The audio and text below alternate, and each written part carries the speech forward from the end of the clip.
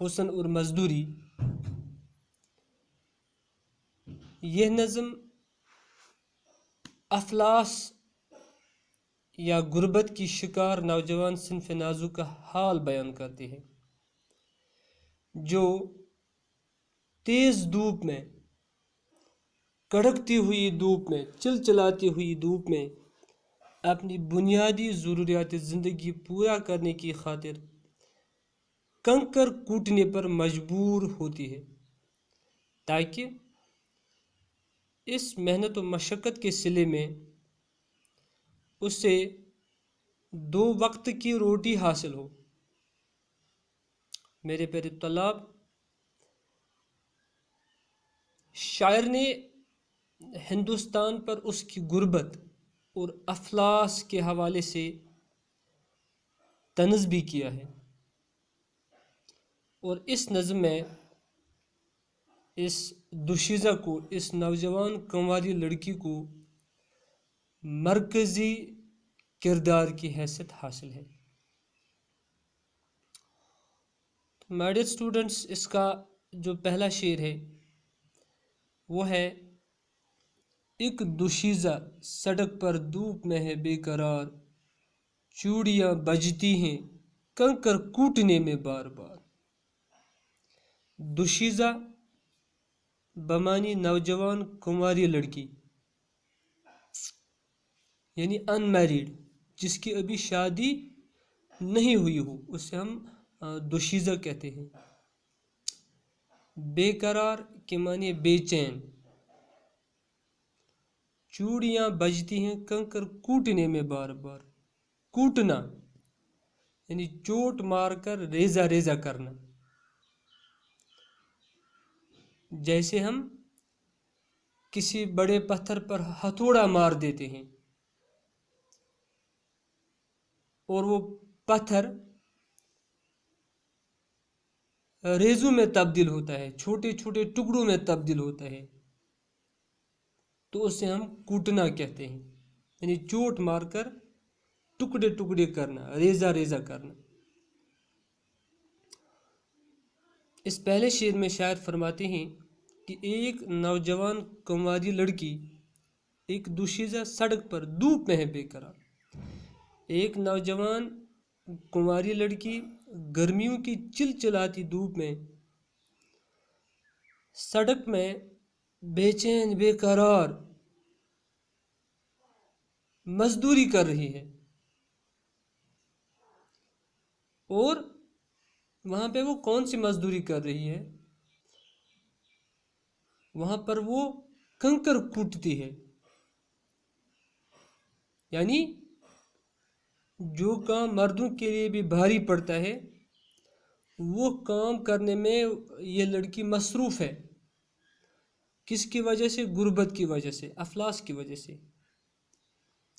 اب تیز دھوپ اور سخت مشقت کی وجہ سے وہ بیچاری بے چین، مجبور اور بے قرار ہے۔ چوڑیاں بجتی ہیں کنکر کوٹنے میں بار۔ اس نے جو اپنی کلائی میں چوڑیاں پہنی ہیں، جو ہی وہ کنکر کوٹتی ہے تو کنکر کوٹتے کوٹتے اس کی کلائی میں جو چوڑیاں ہیں ان کی آواز آ رہی ہے۔ چوڑیوں کے ساز میں یہ شور ہے کیسا بھرا، آنکھ میں آنسو بنی جاتی ہے جس کی ہر صدا۔ کنکر کوٹتے وقت چوڑیوں کے ساز میں یہ شور ہے کیسا بھرا، یعنی کنکر، جب وہ کنکر کوٹتی ہے تو اس وقت چوڑیوں کے بجنے سے ایسی دردناک آواز، صدا پیدا ہوتی ہے کہ اس کی ہر ایک آواز سننے والے کی آنکھوں میں آنسو بھر دیتی ہے، اور جو اس درد بھری آواز کو سنتے ہیں وہ یہ سوچنے پر مجبور ہو جاتے ہیں کہ اس جیسی عورت کو سڑک پر یہ مزدوری نہیں کرنی چاہیے تھی، بلکہ اس کو شان و شوکت اور عزت کے ساتھ اپنے گھر میں بیٹھنا چاہیے تھا۔ تو اس لیے شاعر فرماتے ہیں آنکھ میں آنسو بنی جاتی ہے کس کی ہر صدا، یعنی اس کی ہر ایک آواز، درد بھری آواز سننے والے کی آنکھوں میں آنسو بھر دیتی ہے۔ گرد ہے رخسار پر زلفیں اٹی ہیں خاک میں، ناز کی بل کھا رہی ہے دیدے غمناک میں۔ گرد بمانے گرد و غبار، دھول، رخسار یعنی گال، نازکی بمانے نزاکت، دیدے غمناک غم سے بری آنکھیں، غمگین آنکھیں۔ اب شاعر فرماتے ہیں اور اس لڑکی کی اور درد بری کہانی بیان کرتے فرماتے ہیں گرد ہے رخسار پر زلفیں اٹی ہیں خاک میں، کنکر کوٹنے سے اس کے بال، اس کی زلفیں اور اس کے گال دھول سے بھر گئے ہیں، اس کے گالوں پر، اس کی زلفوں پر، اس کے بالوں پر، اس کے جسم پر دھول ہی دھول ہے۔ ناز کی بل کھا رہی ہے دیدے غمناک، اس مصیبت زدہ اور غمزدہ لڑکی کی نزاکت بے مول ہو گئی ہے، اب اس کی قیمت، اس کی کچھ قیمت ہی نہیں رہ چکی ہے، اور اس کے دل کا حال اس کی غمناک آنکھوں سے ظاہر ہے، عیاں ہے۔ ہو رہا ہے جذب مہر خوں چکاں کے روبرو، کنکروں کی نبض میں اٹھتی جوانی کا لو۔ مہر خوں چکاں یعنی خون چوسنے والا سورج، مطلب اس کا کہ جو ساون کے مہینے میں تیز دھوپ ہوتی ہے تو اس سے ہم کہہ سکتے ہیں مہر خون چکاں یعنی خون چوسنے والا سورج۔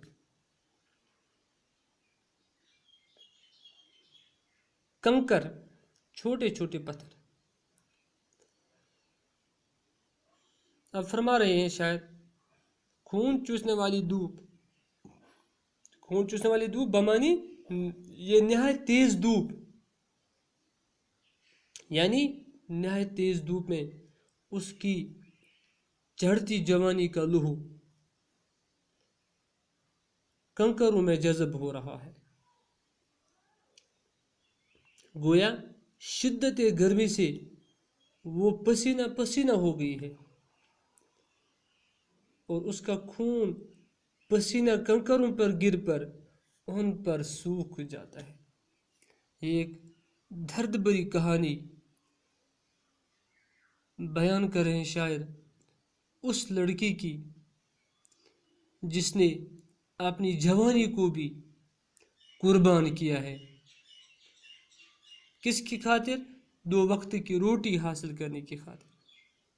اس لیے فرماتے ہیں ہو رہا ہے جذب مہر خوں چکاں کے روبرو، کنکروں کی نبض میں اٹھتی جوانی کا لہو،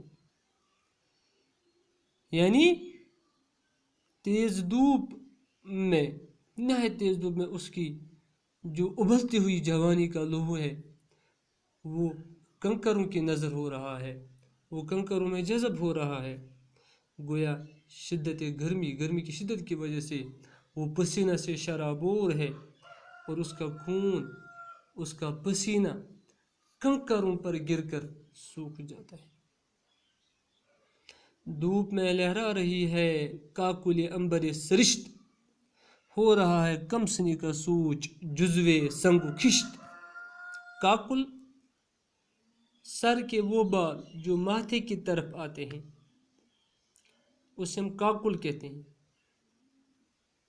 عام طور پر یہ جو کاکل ہوتا ہے کاکل یا گیسو یا زلف، کاکل سر کے ان بالوں، عورتوں کے جو سر کے بال ہوتے ہیں ان بالوں کو کہتے ہیں جو ماتھے کی طرف آتے ہیں، انہیں کاکل کہتے ہیں۔ زلف جو کانوں پر ہوتے ہیں، اسی طرح گیسو جو پیچھے بالوں کی جو لٹ ہوتی ہے اسے ہم گیسو کہتے ہیں۔ تو یہاں پر کاکل یعنی سر کے وہ بال جو آگے ماتھے کی طرف آتے ہیں۔ अंबर सरिश्त खुशबू से भरा हुआ, धूप में लहरा रही है काकुले अंबर सरिश्त, हो रहा है कमसनी का सो जुज्वे संगु खिश्त। संग बमानी पत्थर, संगु खिश्त ये फारसी अल्फाज हैं। संग बमानी पत्थर, खिश्त बमानी ईंट। शायर फिर से इस औरत की लाचारी का जिक्र करते हुए फरमाते हैं, धूप में लहरा रही काकुल अंबर सरिश्त, उसके बालों से जो खुशबू से भरे हुए हैं वो इस धूप में लहरा रहे हैं, वो इस धूप में बिखर रहे हैं। और उसकी जो कमसिन सोच है वो पत्थरों और ईंटों का जुज्व बनते हैं, यानी वो पत्थर और ईंटों का हिस्सा बन जाते हैं। मतलब क्या है कि इस औरत के खुशबूदार सर के बाल माथे की तरफ आते हैं, वो धूप में लहरा रहे हैं और उसकी कम उम्र या सोच ईंटों और पत्थरों का हिस्सा बन गई है, यानी उसका ख्याल पत्थर कूटने पर या पत्थर तोड़ने पर मरकूज हो गई है। हमारे स्टूडेंट्स, इस नज़म का दूसरा हिस्सा हम कल इंशाल्लाह दूसरे लेक्चर में पढ़ेंगे। जब तक के लिए अल्लाह हाफ़िज़।